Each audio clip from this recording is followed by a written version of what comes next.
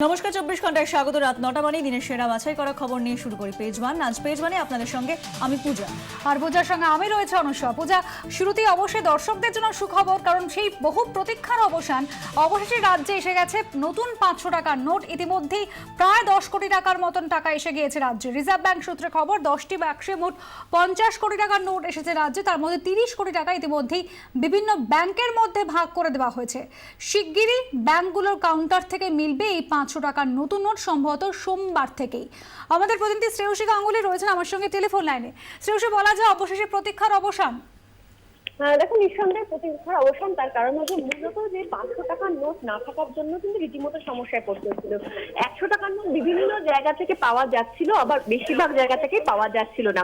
পাওয়া যেটা যাচ্ছিল সেটা হচ্ছে 2000 টাকা নোট। এখন একজন সাধারণ মানুষের যদি যে খরচ, সেই খরচের ক্ষেত্রে যদি 2000 টাকার নোট তার কাছে থাকে, তাহলে সেটা তার পক্ষে ব্যবহার সত্যি সত্যি সমস্যা হচ্ছিল। কারণ তাকে খুচরো করে দেবার মতন অন্য কাউকে পাওয়া যাচ্ছিল না, ফলে তারা প্রয়োজনীয় জিনিসপত্র কিনতেই পারছিল না। সেই জায়গা থেকে দরকার পড়ছিল 500 টাকার নোটের প্রচন্ড। আর যেটা জানা যাচ্ছে যে রিজার্ভ ব্যাংকের কাছে কলকাতায় আজকেই কিন্তু 500 টাকার নোট এসে গেছে। ইতিমধ্যে প্রায় 50 কোটি টাকা এসছে। কিভাবে এসছে? প্রায় 10টা বাক্স এসছে এবং সেক্ষেত্রে প্রত্যেকটা বাক্সে প্রায় 1 লক্ষ পিস রয়েছে টাকা, এরকমটাই জানা যাচ্ছে। এর মধ্যে 6টা বাক্স কিন্তু ছাড়া হয়ে গেছে বিভিন্ন ব্যাংকের জন্য রিজার্ভ ব্যাংকের তরফে, এমনটাই জানা যাচ্ছে। অর্থাৎ ফলে কার্যত সেটা প্রায় 30 কোটি টাকার পরিমাণ দাঁড়াচ্ছে। এখন কবে থেকে, প্রশ্নটা যেটা হচ্ছে কবে থেকে আমার তোমার মতন সাধারণ মানুষ যারা, তাদের কাছে সেই টাকা এসে পৌঁছবে। যেটা জানা যাচ্ছে যে এই টাকাটা বিতরণের পর সেই টাকা বিভিন্ন ব্যাংকে যাবে, সেই ব্যাংকে পৌঁছবে। পৌঁছানোর পরে সেখানে ব্যাংকের সিস্টেমে সেটাকে এন্ট্রি করা হবে এবং তারপরে কিন্তু মূলত এই টাকা সোমবার অথবা সোমবার না হলেও মঙ্গলবার থেকে কিন্তু সেটা হওয়ার সম্ভাবনাই প্রবল। দ্বিতীয় প্রশ্ন যেটা উঠতে পারে, তাহলে এই যে 500 টাকার নোট এলো, সেই 500 টাকা কি এটিএম এও পাওয়া যাবে? না, এই মুহূর্তে কিন্তু এটিএম এর সরাসরি 500 টাকার সেই নোট পাওয়া যাচ্ছে না। এটিএম এর ক্ষেত্রে মূল যে বিষয়টা সেটা হচ্ছে ক্যালিব্রেশন, অর্থাৎ একটা ফরম্যাট চেঞ্জ করতে হয়। সেই ফরম্যাট চেঞ্জের কাজটা শুরু হচ্ছে এবং তারপর সেটা যত দ্রুত সেই ফরম্যাট চেঞ্জ হবে, সেটা ফেজ ওয়াইজ হবে, ধাপে ধাপে হবে। যেভাবে আমরা দেখেছি 2000 টাকার নোটের ফরম্যাট চেঞ্জ হয়েছে, সেইভাবে ফরম্যাট যখন চেঞ্জ হয়ে যাবে তারপরেই কিন্তু ধাপে ধাপে সেক্ষেত্রে এই 500 টাকার নোটগুলো সেখানে দেওয়া হবে এবং এটিএম এর মাধ্যমে পাওয়া যাবে। ফলে মূল যে আমাদের সাধারণ যে কোনো মানুষের যে মূল জানার জায়গাটা, অর্থাৎ আমরা কবে, আমাদের হাতে সাধারণ মানুষরা কবে তাদের হাতে এই 500 টাকার নোট পাবেন, প্রাথমিকভাবে যেটা জানা যাচ্ছে যে আগামী সপ্তাহের শুরুতেই কিন্তু তারা সেই 500 টাকার নোট পাবেন এবং সেটা প্রাথমিকভাবে ব্যাংকের কাউন্টার থেকে পাবেন, এটিএম থেকেও পাবেন, কিন্তু শুরুর দিকে হয়তো সেটা হবে না, পরের দিকে হবে। সেক্ষেত্রে এটিএম এর ফরম্যাট চেঞ্জ করতে হবে। ধন্যবাদ শ্রেয়সী। কথা বলছিলাম আমাদের প্রতিনিধি শ্রেয়সী গঙ্গোপাধ্যায়ের সঙ্গে। তবে পূজা, বলাই যায় এই নতুন 500 টাকার নোট আসার পরে কিন্তু কিছুটা হলেও সমস্যার সমাধান হবে। একেবারেই অনুষ্কা, যে হয়রানির ছবি আমরা দর্শকদের দেখিয়েছি তার থেকে হয়তো মুক্তি মিলবে আগামী সপ্তাহে সোমবার এবং মঙ্গলবার থেকে, যেভাবে আমাদের প্রতিনিধি জানালেন যে 500 টাকার নোট ব্যাংকে পাওয়া যাবে এবং তারপর এটিএম থেকে। তবে কালো টাকা চিহ্নিত করার ক্ষেত্রে আরো এক ধাপ এগুলো আয়কর দপ্তর। সন্দেহভাজনদের পাঠানো হলো নোটিশ। টাকা জমা দেওয়ার তারিখ, পুরনো নোটের পরিমাণ জানাতে হবে আয়কর দপ্তরকে। ওই টাকা কোথা থেকে এলো তা নিয়ে প্রয়োজনীয় নথিও জমা দেওয়ার নির্দেশ দেওয়া হয়েছে।